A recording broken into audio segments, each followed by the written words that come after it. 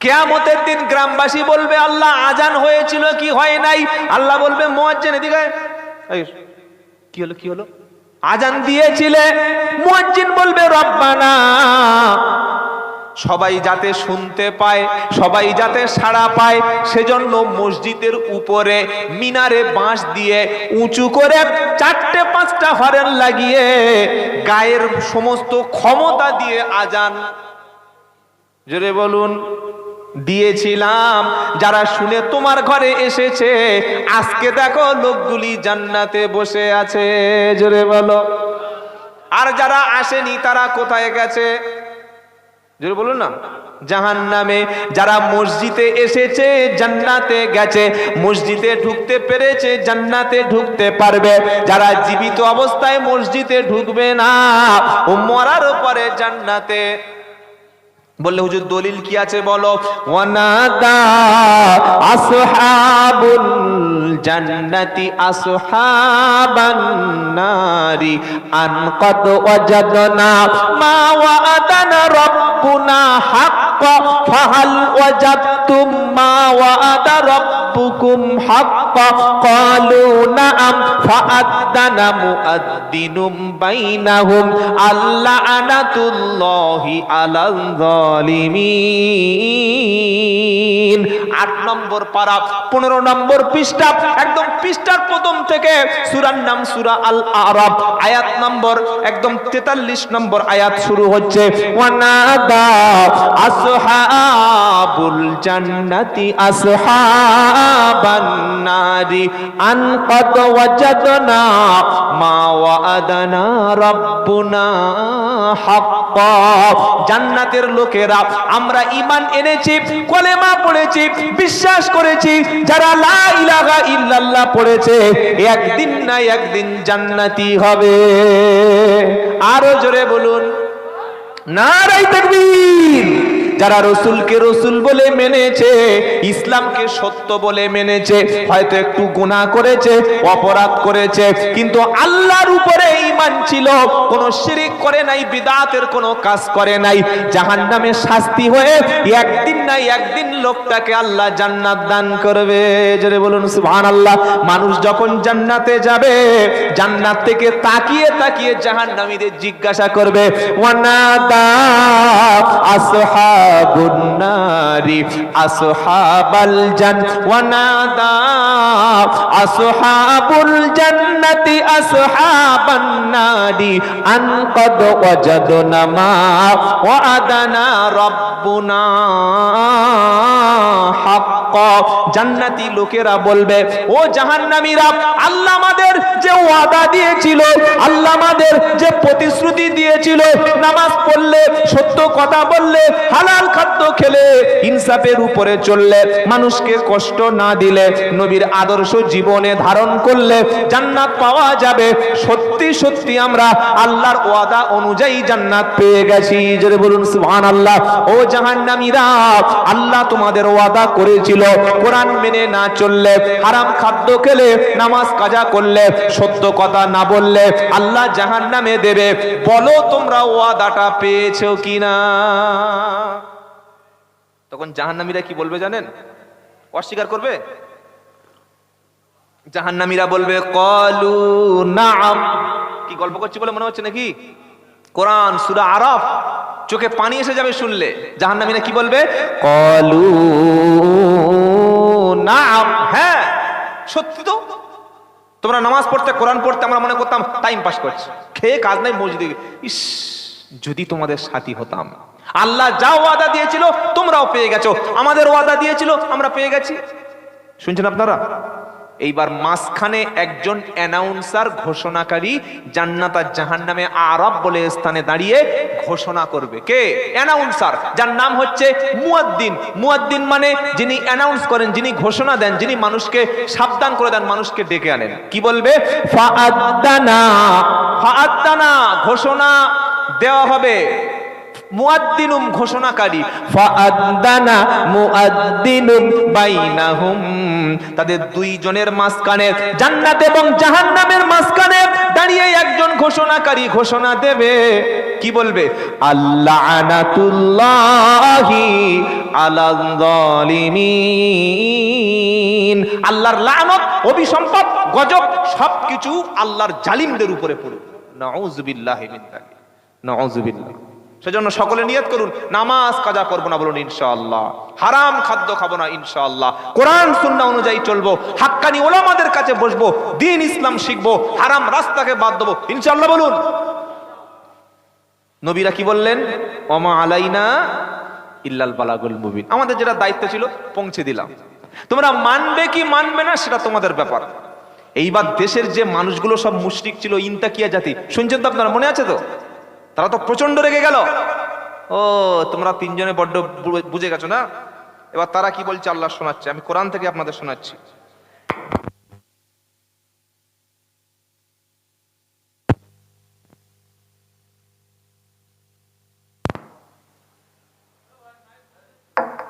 Hello, ঠিক আছে, problem হতে পারে, ওনা তো আর কিছু করার নেই। ঠিক আছে, দেখি তাকবীর দেন, নারায়ে তাকবীর। এত আস্তে শব্দ, আপনারা কি ভয় পান? কি গো, নারায়ে তাকবীর, নারায়ে তাকবীর। আসুক না যত বাধা, যত ঝড় সাইক্লোন, রসুলের পথে মোরা চলবো, এ জীবন বাজি রেখে বাংলার জমিনে মোরা দিন ইসলাম নিয়ে মোরা চলবো ইনশাআল্লাহ। আল্লাহ এবং রসুল, কোরআন এবং হাদিস, মসজিদ, মাদ্রাসা, হাক্কানি ওলামা, তাদের ছেড়ে দেবো, তাদের ছেড়ে দেব। আসুক না যত বাধা, যত ঝড় সাইক্লোন, রসুলের পথে মোরা চলবো, এ জীবন বাজি রেখে বাংলার জমিনে মোরা দিন ইসলামের উপরে মোরা থাকবো ইনশাআল্লাহ। জোরে বলুন ইনশাআল্লাহ। মোরা কামানের মুখোমুখি দাঁড়িয়ে, মোরা রাইফেলের মুখোমুখি দাঁড়িয়ে আল্লাহু আকবার বলবো। আসুক না যত বাধা, যত ঝড় সাইক্লোন, রসুলের পথে মোরা চলবো, এ জীবন বাজি রেখে বাংলার জমিনে মোরা দিনের পথে মোরা থাকবো ইনশাআল্লাহ। কারণ আমাদের যে ছোট্ট দিল আছে না, ওই দিলে আল্লাহ এবং রসুলের জায়গা আমরা করে দিয়েছি। মহব্বত কার জন্য দিলে আছে? জোরে বলুন না। আমাদের ছোট হৃদয়ে, আমাদের ছোট হৃদয়ে রসুলের প্রেম ছবি আঁকবো। আসুক না যত বাধা, যত ঝড় সাইক্লোন, রসুলের পথে মোরা চলবো, এ জীবন বাজি রেখে বাংলার জমিনে মোরা ইসলামের উপরে মোরা চলবো। মোরা কামানের মুখোমুখি দাঁড়িয়ে, মোরা রাইফেলের মুখোমুখি দাঁড়িয়ে আল্লাহু আকবার বলবো। নারায়ে তাকবীর।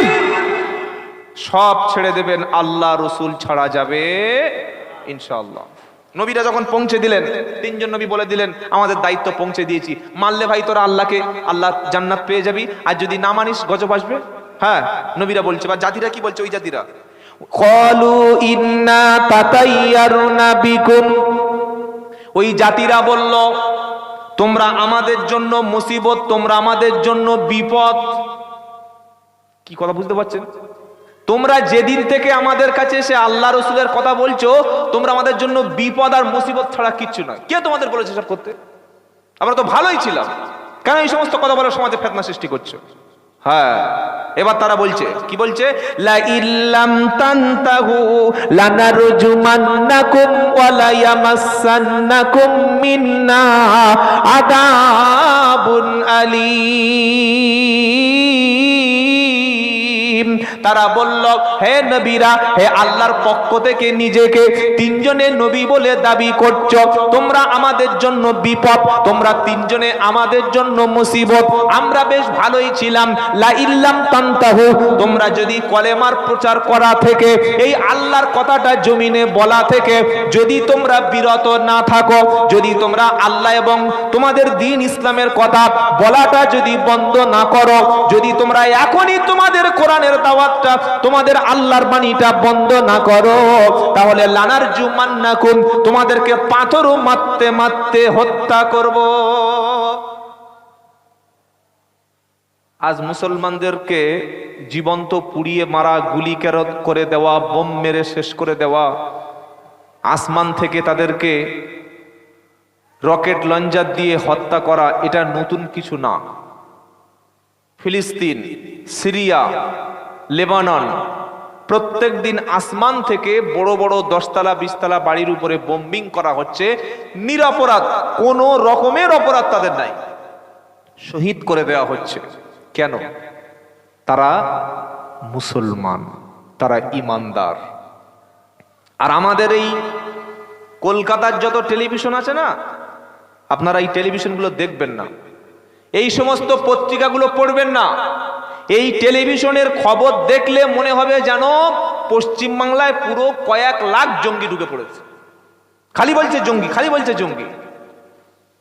কোত্থেকে জঙ্গি আসলো বলে বর্ডার পার করে চলে আসছে। তো বিএসএফ তাহলে কি করছে? কালকের আমার প্রোগ্রামটা এখান থেকে একটু দূরে ছিল, 10-12 কিলোমিটার দূরে। জায়গাটার নাম আমি ঠিক মনে পড়ছে না, ভুলে যাচ্ছি। হ্যাঁ, আপনি ছিলেন নাকি?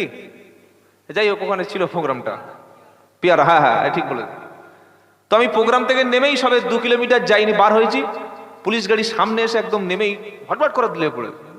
বিশাল গো, ভেবেই বলছে দাঁড়ান দাঁড়ান, কি হয়েছে? কোথায় যাবে? বারুইপুর। কোথায় গিয়েছিলেন? এখানে প্রোগ্রাম ছিল। দেখি কার্ড, দেখি আধার কার্ড দেখি। মানে আমাদের জঙ্গি প্রমাণ করার জন্য যা কিছু করা সব কিছু করছে। যদি একটা কোনো কিছু গাড়িতে ভিতরে টস পাস মারছে, তা আমরা কি ওইসব মেশিন গান, আমরা ছুরি, তরবারি, কাঁচি, চিরুনি, বোম এসব নিয়ে ঘুরি নাকি? কি গো, আরে বলছেন না কেন? যারা বোম নিয়ে, তরবারি নিয়ে ঘুরছে, প্রকাশ্য যারা দেশ বিরোধী কাজে ট্রেনিং দিচ্ছে, পুলিশ প্রশাসন তাদের ধরছে আর ছেড়ে দিচ্ছে। বলছে প্রমাণ, আজ থেকে 2 দিন আগে ফারাক্কা ব্রিজের আগে, জেলাটার নাম মুর্শিদাবাদ, জায়গাটার নাম ধুলিয়ানের সুতি, সেখানে ডবল রেল লাইনের উপরে 2 জন ব্যক্তি, একজনের নাম সাগর আর একজন ব্যক্তি তার নাম মানিক। এই 2 জন ব্যক্তি মদন আর সাগর, 2 জন ব্যক্তি 2টো বোম রেল লাইনের উপরে রেখে চলে যাচ্ছিল। কেন? এলাকাটা ছিল মুসলিম এলাকা। যখন বোম ব্লাস্ট হবে, সঙ্গে সঙ্গে এনআইএ গোয়েন্দা তদন্ত করে বলবে এই মুসলমানরা দেশ বিরোধী, এরা জঙ্গি, এরা দেশটাকে ধ্বংস করে দিচ্ছে। হাজার হাজার মুসলমানকে, নিরপরাধ মুসলমানকে ফাঁসানোর জন্য 2টো সংখ্যালঘু এলাকায় 2 জন অমুসলিমকে, 2 জন ব্যক্তিকে পিছনে কেউ মদত দিয়ে ব্যবহার করে হাতে নাতে বোম সহ ধরা পড়েছে। দেখেছেন না? দেখেন না এই খবরটা? এই খবরটা কেউ পড়েননি? আপনারা কলম পত্রিকা বা দিন দেশ পড়েন না? কি সর্বনাশ! রেল লাইনের উপরে বোম রেখে চলে যাচ্ছিল, হাতে নাতে ধরেছে। তার তদন্ত করার দরকার ছিল না? ছিল না? কোনো তদন্ত হয়নি। কোন রকমের তদন্ত ছাড়াই আজকে জামিন হয়ে গেছে। ও জঙ্গি নয়। কোন টেলিভিশন চ্যানেল এদের জঙ্গি বলবে না, এদের দেশদ্রোহী বলবে না, এদের মৌলবাদী বলবে না। কিন্তু মুসলমানকে ধরে সামনে একটা নামাজ শিক্ষার বই দিচ্ছে, একটা কোরআনুল কারিম দিচ্ছে, একটা নুরানি কায়দা দিচ্ছে। নুরানি কায়দায় লেখা আছে জাহাদা, আছে না? সাবারা, কতালা, আছে না? নাই। এই জাহাদাত বলছে এই তো জেহাদ, এই জেহাদি পেয়ে গেছি। কোন জেহাদ? বলছে আল কায়দার সদস্য পেয়ে গেছে। চিনতে পারছেন কোন দিন সামনে আসছে? সেজন্য বাবাজিরা, আল্লাহ ভাইরা, খুব সাবধান, খুব সাবধান। আমাদের দেশকে রক্ষা করার জন্যে এই জঙ্গি নামক নাটক শুরু করেছে। প্রথমে নাটকটা শুরু হয়েছিল আরজি কর দিয়ে, মিডিয়ার কাজ মাতিয়ে রাখা। আরজি কর 2 মাস চললো, লোক আর খাচ্ছে না। এবার বাংলাদেশটা দিল, বাংলাদেশ দেখছে আর লোক খাচ্ছে না, এবার জঙ্গি জঙ্গি নাটক শুরু হয়ে গেছে। কি শুনছেন আপনারা? এজন্য এই সমস্ত খবর 100-র মধ্যে 100টাই মিথ্যা খবর, এসব বিশ্বাস করবেন না। আর নিরীহ মানুষদেরকে ফাঁসানোর জন্য এই কাজ তারা দিন রাত করে যাচ্ছে। সেই যুগের মানুষেরা, ইনতাকিয়া শহরের লোকেরা সূরা ইয়াসিনের ব্যাখ্যায় তারা কি বলল? লা ইল্লাম তানতাহু লানারজুমান্নাকুম ওয়া লা ইয়ামাসসান্নাকুম মিন্না আযাবুন আলীম। তারা বলল, হে 3 জন নবী, তোমরা যদি আল্লাহর বাণী প্রচার থেকে নিজেরা না দূরত্ব করো, নিজেরা যদি বিরত না থাকো, যদি তোমরা আল্লাহর কথা যদি বলা বন্ধ না করো, আমরা পাথর মারতে মারতে তোমাদেরকে হত্যা করে দেব। আমরা কঠিন শাস্তির মধ্যে তোমাদের তোমাদেরকে গ্রেফতার করব। দেশের সমস্ত মানুষ একদিকে, আর তিনজন নবী তো অসহায়, তিনজন নবী তারা কলেমা দাওয়াত দেওয়ার জন্য বিপদে পড়ে গেল। আল্লাহ তাআলা একজন বান্দা ছিল ওই যুগে, ওই ব্যক্তি ছিল ঈমানদার, ওই তিনজন নবীর উপরে ওই ব্যক্তি ঈমান এনেছিল। জোরে বলুন।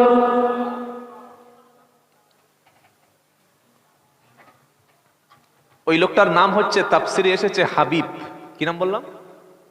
জোরে বলুন বাবা। হাবিব। আহা হা। ওর বাড়ি ওই যে তিনজন নবী যখন গ্রেপ্তার মানে হয়ে গেছে, হত্যা করে দেবে তিনজন নবীকে, এই রকম সিচুয়েশনে ওই লোকটা খবর পেয়েছে যে আমাদের নবীকে হত্যা করছে। আহা হা, ইমানের ভালোবাসা কার বলে। লোকটা কুষ্ঠ রোগী ছিল, আর উনি যে কাজটা করতেন সেটা হচ্ছে ওই রেশমের একটা মানে কাজ করতেন, পেশা, ব্যবসা ছিল, ছোটখাটো রেশমের ব্যবসা। লোকটার দিল ছিল বিশাল নরমের। যা উপার্জন করতেন, যা টাকা উপার্জন করতেন, তার অর্ধেকের বেশি আল্লাহর জন্য দান করে দিতেন। জোরে বলুন না সুবহানাল্লাহ। যা উপার্জন করতেন দান করে দিতেন, যা করতেন বেশিরভাগ দান করতেন। এরকম ভালো মানুষ সমাজে আছে না নাই? কোটি কোটি টাকার মালিক, লক্ষ লক্ষ কোটি টাকার মালিক, মসজিদে দান করার সময় টাকা গুনে, আছে না?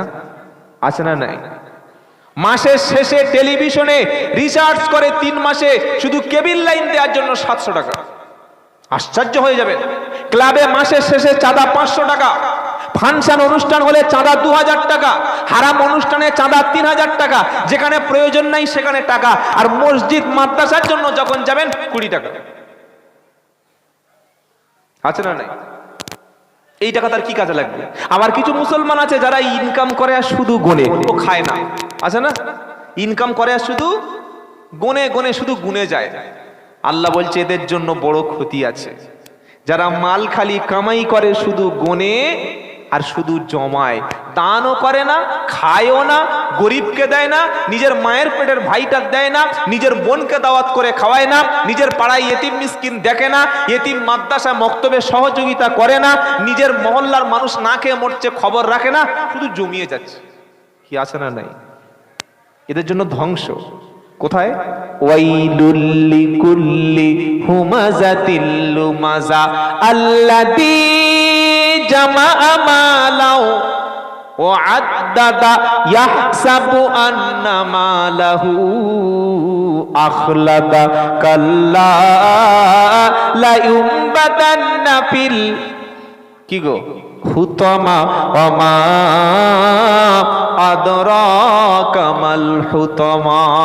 আল্লাহ বলছে তারা ধ্বংস হবে। তাদের জন্য ধ্বংস কারা? যারা মানুষের সামনে এবং পিছনে নিন্দা করে। আছে না নাই? সামনে বলবে আসসালামু আলাইকুম, আর পিছনে বলবে একদম হারামি লোক। সামনে সালাম দিচ্ছি, ভাই ভালো আছে ভাই, কখন এসছো, চা খাবে? আর যেই লোকটা চা খেয়ে চলে গেছে, শওকত, সেলিম, মনিউদ্দিনের ছেলে, খবরদার, ওর মতো সাধারণ পৃথিবীতে আছে নাকি? বিশাল। আর সামনে কি বললো? আসসালামু আলাইকুম, ভালো আছো ভাই? ইমাম সাহেব, হুজুর আসসালাম, আসুন আসুন আসুন, একটু পানি পড়া দিন, আমার ছেলে মাথার ফুঁক দিয়ে দিন। হুজুর পেলেই তো পানি পড়ার ফুঁটা ফ্রি, তাই তো নাকি? আর বলছেন না কেন? ইমাম সাহেব মানে পানি পড়া, তেল পড়াটা ফ্রি। হ্যাঁ, যে ইমাম সাহেব চলে গেল, দেখেছি ইমাম সাহেব কত মোটা হয়েছে, আগে এরম ছিল নাকি? এই মহল্লায় খেয়ে খেয়ে ওই হয়েছে। আগে ইমাম সাহেব মোবাইল ছিল, এখন 20,000 টাকার ফোন ব্যবহার করছে। আগে ইমাম সাহেব গাড়ি ছিল, এখন বাইক নিয়ে ঘুরছে আমাদের টাকায়। ইমাম সাহেবের দ্বারা হবে না, খালি খাচ্ছে আর ঘুমাচ্ছে। এরকম পিছনে সমালোচনাকারী লোক আছে না নাই? তো আল্লাহ কি বলছে? ওয়াইলুল লিকুল্লি হুমাযাতিল লুমাযা, ওয়াইলুল লিকুল্লি হুমাযাতিল লুমাযা। ধ্বংস তাদের জন্য যারা সামনে নিন্দা করে, পিছনে নিন্দা করে। আর দ্বিতীয় কাজটা কি করে? আল্লাযী জামাআ মালা ওয়া আদ্দাদা। মাল শুধু জমা করে, মাসে মাসে গণনা করে, টাকা শুধু জমিয়ে যায়, মাসের শেষে বই আপডেট করে, মাসে কত হলো, মাত্র 1 লাখ। সামনে মাসে 1.5 লাখ। হালাল হোক আর হারাম হোক, টাকার দরকার। লোক আছে না নাই? কন্ট্রাক্টারি করতে গিয়ে 20 কোটি টাকার কাজ 10 কোটি ঝেপে দিয়েছে। আছে না নাই? আরে বলছেন না কেন? রাজনীতি করতে গিয়ে 5 বছর ছিল সদস্য, আগে ছিল মাটির বাড়ি, এখন হলো 3 তলা। আগে খাওয়া হতো না, এখন যে রুমে ঢুকবে এসি। আমাদের বারাইপুরের কথা বলছি, এখানে সব আল্লাহর ওলি বাবা। কি বুঝলেন? 5 বছর কোন রকমে এমএলএ বা ছোট একটা পদ পেলে হয়, তার জ্বালায় আর কি যে এমএলএ কেন, একটা পঞ্চায়েত পদ পেলে সে আর মানুষ গরিব থেকে গেল। একটা টাকা যদি মানুষের হক আদায়, হক যদি নষ্ট করে, যতগুলো জনগণের সম্পত্তি নষ্ট করছে এই সময় প্রতিনিধিরা, কিয়ামতের দিন সবগুলো মাথায় চাপিয়ে দেবে। মানুষ দেখবে যে কোন কোন জিনিসগুলো ছেড়েছে, কোন কোন জিনিসগুলো খেয়েছে। অত সহজ নয়, খুব হিসাব দিতে হবে আল্লাহর কাছে। সেজন্য যারা জমিয়েছে আর খরচ করে না, মাল খালি জমিয়ে যাচ্ছে, আর মাসের শেষে ভাবছে সেই মাসে 1 লাখ হলো না। আল্লাহ কি বলছে? আল্লাযী জামা মালা ওয়া আদ্দাদা ইয়াহসাবু আন্না মালাহু আখলাদা। আল্লাহ মনে হচ্ছে ধরে ধরে বকিলদের বলছে, কাফেরদের, এই সমস্ত যারা সম্পদ জমা তাদের বলছে। কি বলছে? তারা মনে করে ইয়াহসাবু আন্না মালাহু আখলাদা, তারা মনে করছে মাল সম্পত্তি সারা জীবন আমাদের সাথে থাকবে। আল্লাহ বলছেন কাল্লা, কখনো না, কখনো না। সন্তান সন্ততি সম্পত্তি এগুলো দুনিয়ায় থাকবে না।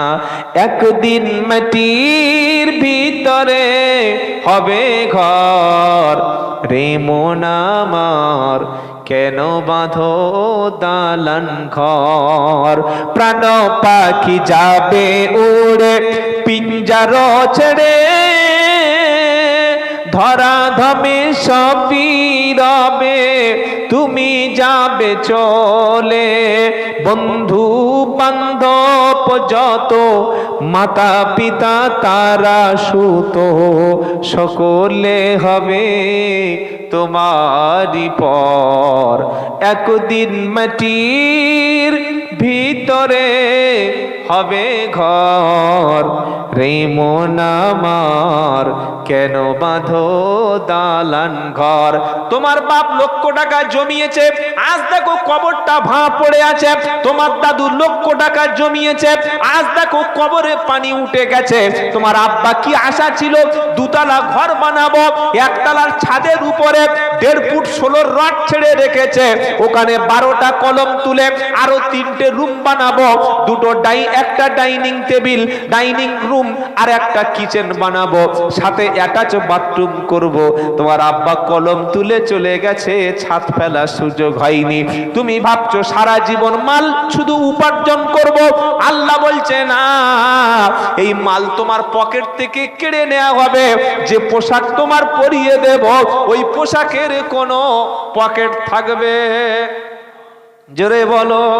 ও পোশাকের পকেট নাই, তোমার হাতে কোনো সম্পত্তি নাই, তোমার দেহটা মাটির সঙ্গে মিশে যাবে, তোমার কোনো অস্তিত্ব থাকবে না। তোমার ছবি থাকলে ছেলেরা বলবে এটা আমার বাপের ছবি, বডি খুঁজে পাওয়া যাবে না। দেহ তোমার চরমচর গলে পৌঁছে যাবে, শিরা উপশিরা গুলি ছিন্ন ভিন্ন হবে। দেহ তোমার চরমচর গলে পৌঁছে যাবে, শিরা উপশিরা গুলি ছিন্ন ভিন্ন হবে। মুন্ডু মেরুদণ্ড, মুন্ডু মেরুদণ্ড সবই হবে খণ্ড খণ্ড। মুন্ডু মেরুদণ্ড সবই হবে খণ্ড খণ্ড। মাটির উপরে পড়ে রবে সব। রে মন আমার কেন বাঁধো দালান ঘর। তবে কবরের ঘরটা যেন আমাদের সুন্দর হয়, সুন্দর বানাবো ইনশাআল্লাহ। যতটা উপার্জন আছে গরিব এতিম মিসকিনকে সদকা করবেন। আর সবচাইতে উত্তম দাম হলো নিজের আত্মীয়কে দান করা। জোরে বলুন সুবহানাল্লাহ। বাপের পিছনে অনেকে টাকা খরচ করে না, মসজিদে 5,000 টাকা দেয়, মাদ্রাসায় 10,000 টাকা দেয়, আর মায়ের ওষুধ কেনার টাকাটা পকেট থেকে বার হয় না। নিজের ছোট ভাই না খেতে পেরে অসুস্থ হয়ে চিকিৎসা করতে পারছে না, ছোট ভাইয়ের পিছনে টাকা খরচ করে না। ওমরা করতে যাচ্ছে বছরে, আজমিরে যাচ্ছে বউকে নিয়ে, জমি কিনছে প্রতি বছর, আর বাড়ির পাশে গরিব বিধবা মা তার দুমুঠো চাল কেনার টাকা দেয় না। এ মনে করছে এদের দিলে সওয়াব নাই। মসজিদে দান করলে যেমন সওয়াব আছে, একটা গরিব মানুষের ওষুধ কিনে দিলেও সওয়াব আছে। একটা ছেলে পড়াশোনা করবে, তাকে পড়াশোনার জন্য সহযোগিতা করলে নেকি আছে।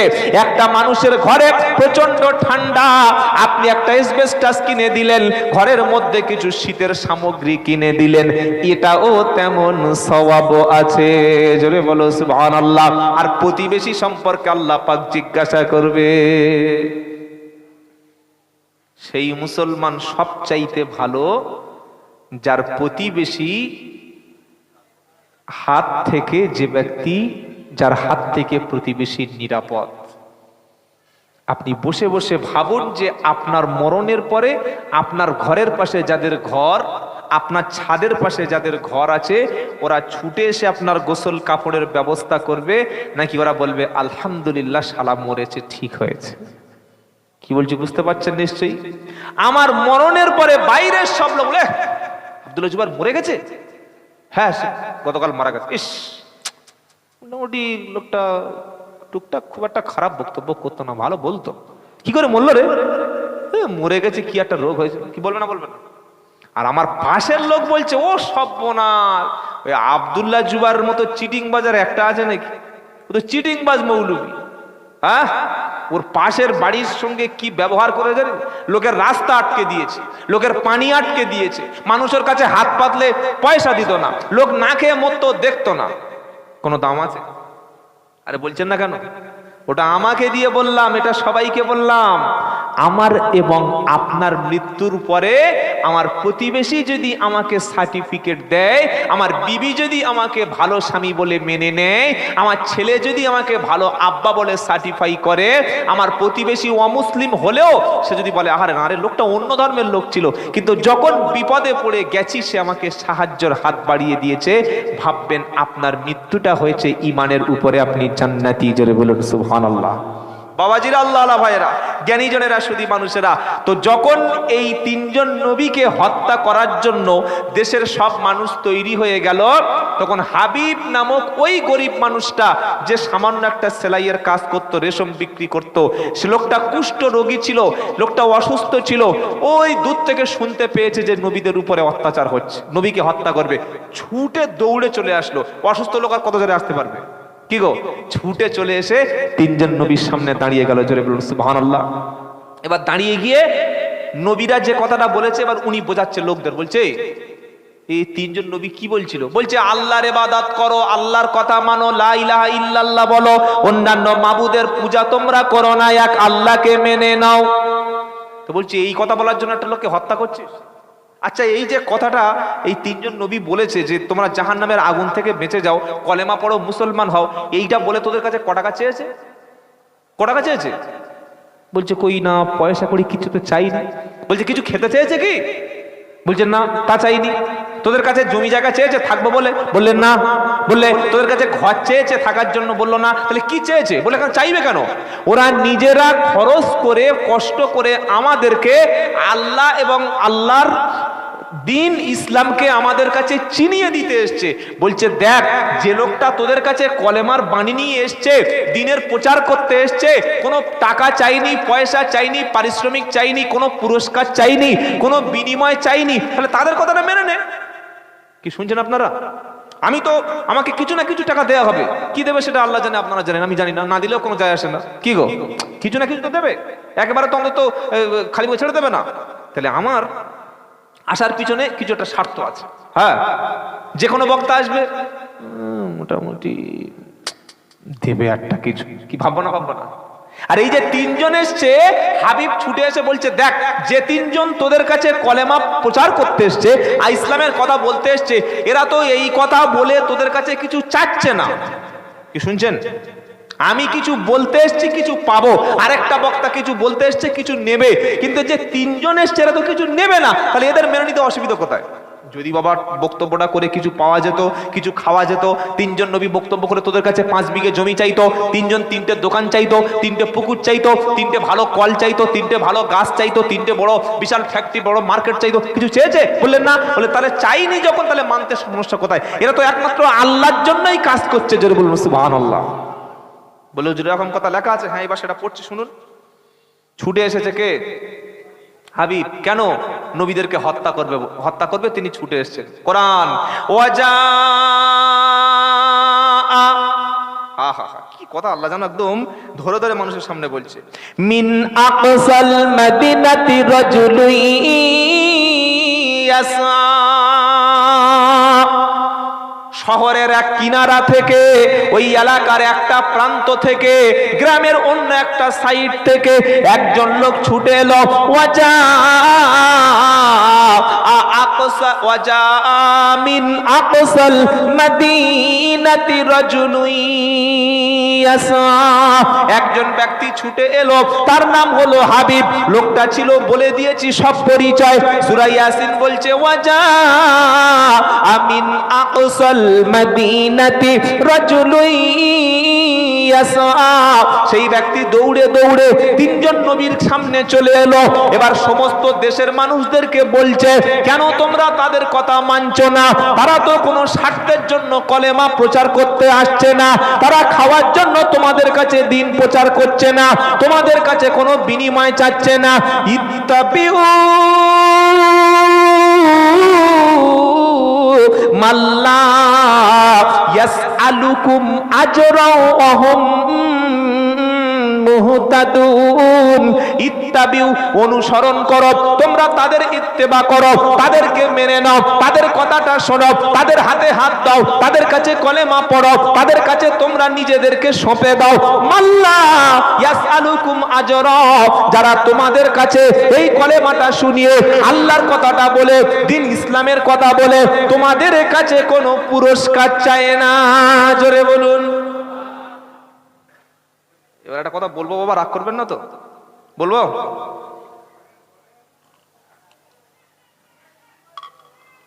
যে বক্তা 30,000 40,000 টাকা ছাড়া আসে না,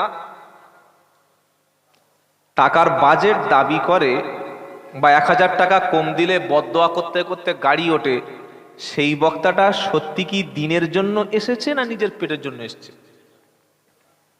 এবার চিনে নিন। কোরআন ইয়াসিন যখন পড়বেন, এই আয়াতগুলো যখন আমি বলে দিয়ে যাচ্ছি, তখন চোখে ভেসে উঠবে ওয়াজা মিন আকসাল মাদিনাতি রাজুলুন ইয়াসআ, শহরের এক প্রান্ত থেকে ছুটে এলো, এসে বলছে ইত্তাবিউ, মেনে নাও, মাল্লা ইয়াসআলুকুম আজরা, যে লোকগুলো তোমাদের কাছে কোনো বিনিময় চাচ্ছে না, কোনো পারিশ্রমিক চাচ্ছে না, কিচ্ছুই চাচ্ছে না, তাদেরকে মেনে নাও। জোরে বলুন সুবহানাল্লাহ। আজ বাংলার জমিনে তাকিয়ে দেখো, চোখটা যদি অন্ধ হয়ে যায়, ভালো পাওয়ারের চশমা দিয়ে লাগিয়ে দেখো। এই বাংলার জমিনে এক সময় মুসলমান বনবিবি থানে যেত, মুসলমান এক সময় তারা প্রত্যেকটা বাড়িতে বাড়িতে সন্ধ্যাবেলা গাছের তলায় প্রদীপ নিয়ে দিত। মুসলমান বাড়িতে শিরিক করত, বেদাতি কাজ কারবার করত। সেই মুসলমানদের ঈমান, তাদের তাওহীদ, তাদের দ্বীন ইসলাম শেখানোর জন্য বিশেষ করে এই দক্ষিণবঙ্গে, আমাদের দক্ষিণবঙ্গে পাঠালেন আল্লাহ তাআলা স্পেশাল কিছু আলেমে দ্বীন। তাদের নাম কলকাতায় মানিকতলায় শুয়ে আছেন সুফি ফতে আলী ওয়াইসি হুজুর রহমতুল্লাহ আলাইহি, ফুরপুরা শরীফের জমিনে শুয়ে আছেন মুজাদ্দেদ জামান আবু বকর সিদ্দিক আল কুরাইশি রহমতুল্লাহ আলাইহি, আমাদের আপনাদের বসিরহাটে শুয়ে আছেন আল্লামা হিন রুহুল আমিন রহমতুল্লাহ আলাইহি, গোরাচাঁদে শুয়ে আছেন পীর গোরাচাঁদ রহমতুল্লাহ আলাইহি, হাড়োয়ায় শুয়ে রয়েছেন।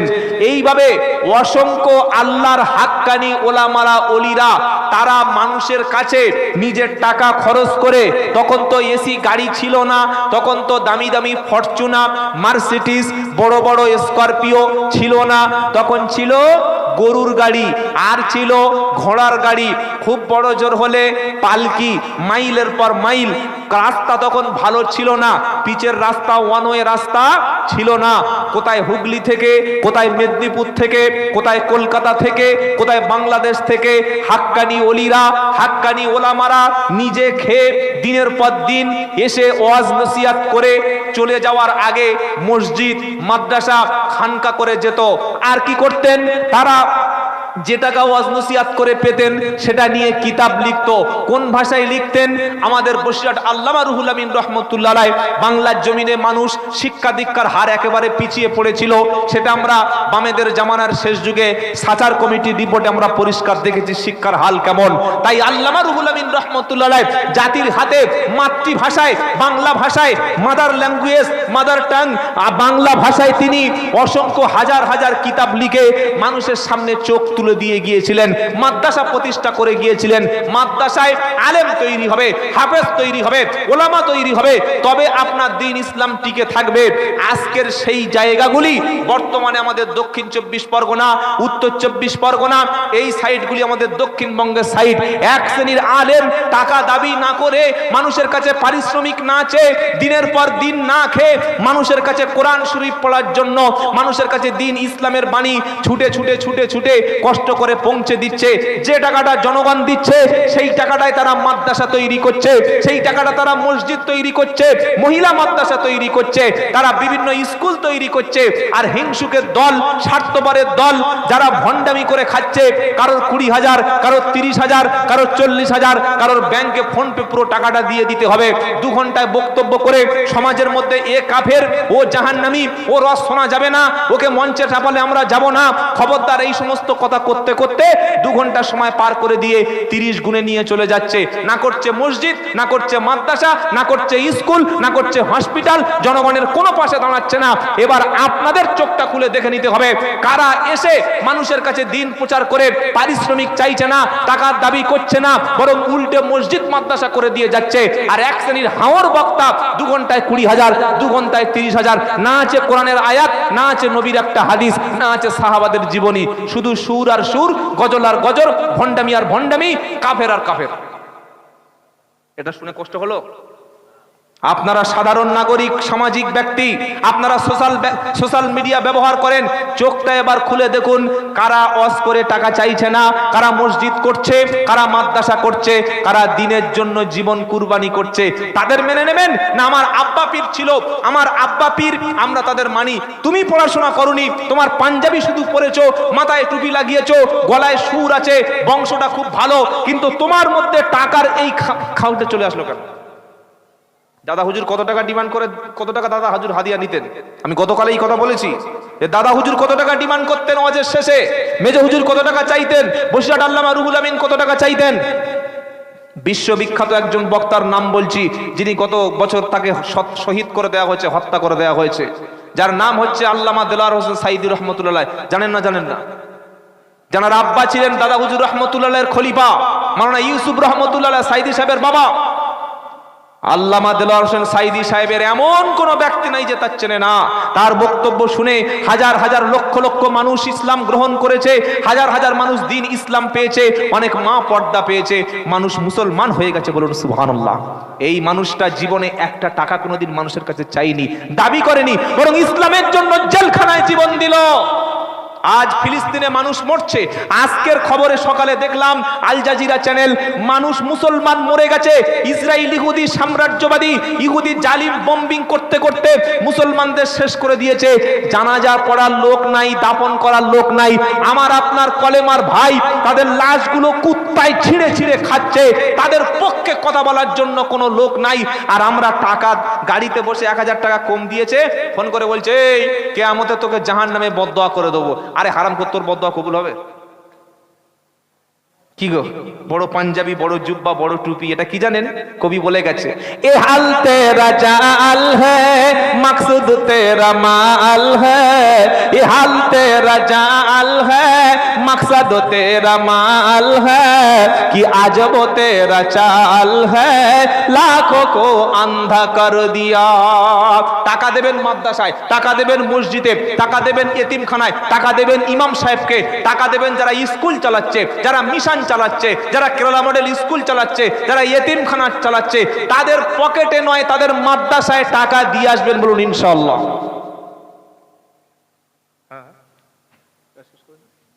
বাবাজিরা কষ্ট পেলেন বললাম বলে। আমাকে অনেকে বলছি পীর বিরোধী লোক। কি পীরের বিরোধিতা করলো? কি বিরোধিতা করেছে? পীরের বিরোধীটা কি? পীর বিরোধী তো তারা যারা টাকা ছাড়া চলে না।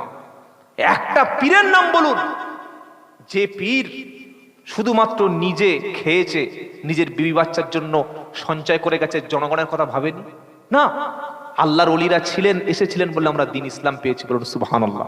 যাক, আমার সময় শেষ হয়ে এসছে, এই কথাটা বলে আমরা বিদায় নিয়ে নিই। যখন ওই হাবিব বললেন তাদেরকে মেনে নাও যারা তোমাদের কাছে কোনো পুরস্কার বিনিময়ে চায় না, তখন তাকে কি করলো? হত্যা করা হলো। আল্লাহু আকবার। তাকে হত্যা করলো। তিনি নবীদেরকে সাক্ষী রেখে বললেন, তিনজন নবী সাক্ষী রেখে, ইন্নী আমানতুম বিরাব্বিকুম ফাসমাউন। হাবিব তাকে মারতে মারতে শহীদ করা হচ্ছে, গোটা শরীরটা রক্তে ভেসে যাচ্ছে, নাড়ি বুড়িগুলো বার হয়ে যাচ্ছে। তিনি বললেন, ও তিনজন নবী, তোমরা সাক্ষী থাকো আমি আল্লাহর উপরে ঈমান আনলাম, জোরে বলুন সুবহানাল্লাহ। আর ইন্তেকালের সময় বললেন, ও আমার জাতি, ও আমার কওম, তোমরা আল্লাহর কথা মেনে নাও। এবার আল্লাহ তাআলা বলছেন, এই হাবিবের ইন্তেকালের সময় আল্লাহর ফেরেশতা চলে আসলো। সুবহানাল্লাহ বলবেন না? এসে কি বলছে? কিলা দুকুলিল জান্নাতা, আহা কিলা দুকুলিল জান্নাহ, জান্নাতে প্রবেশ করো। জোরে বলুন, জোরে বলুন। ক্বালা ইয়া লাইতা কওমি ইয়ালামুন, হায় আফসোস, যদি আমার জাতি জানতো। ফেরেশতা এই ব্যক্তির মৃত্যুর সময় এসে বলছে, তোমরা জান্নাত, তুমি জান্নাতে প্রবেশ করো। তিনি আফসোস করে বলছেন, ইয়া লাইতা, ক্বালা ইয়া লাইতা কওমি ইয়ালামুন, হায় আফসোস আমার জাতি যদি জানতো, বিমা গফারা লি রাব্বি ওয়াজআলানি মিনাল মুকরামিন। ইন্তেকালের পরে তাকে জান্নাতে প্রবেশ করানো হলো, তার মুখ দিয়ে বার হয়ে গেল, যদি আমার জাতি জানতো আল্লাহ তাআলা আমাকে কেন ক্ষমা করে দিয়েছে, আল্লাহ তাআলা কেন আমাকে এত সম্মান দান করেছে, যদি আমার জাতি তারা জানতো, কলেমা পড়ে তারা সবাই মুসলমান হয়ে যেত। আরো জোরে বলুন। এরকম একজন ব্যক্তির অবদান ছিল। যাই হোক, অনেক